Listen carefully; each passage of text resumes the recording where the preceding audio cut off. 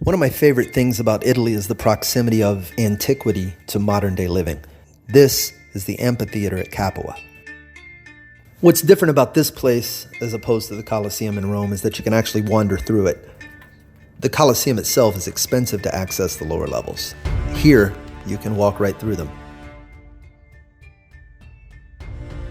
This is where the animals or the gladiators would wait before being lifted onto the arena floor. And it's weird to be walking through the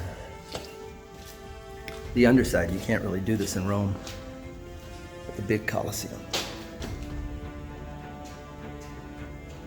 But it's just nothing but corridors. So the amphitheater at Capua was built to replace the Spartacus Arena, and this was in the 1st century AD. So it's impossible to even imagine how these people built this.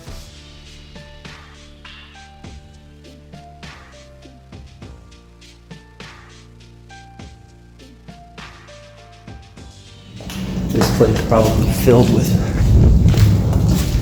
the sound of sharpening swords and banging metal and dudes going, "Arr!" A lot of testosterone out there. I swear there's like one exit in this entire place. I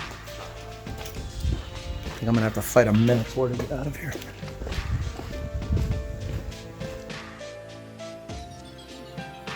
It's August here, so it is sweltering. Like, I am absolutely drenched. So imagine being down there in that heavy armor, and you got a little bit of stress because you know you're probably gonna die. It was 4 stories, and there were these arches that had the head of a deity at the top, so people would know where to sit. Like, you're in section Zeus. Ah, man, we're in Hera. That kind of thing.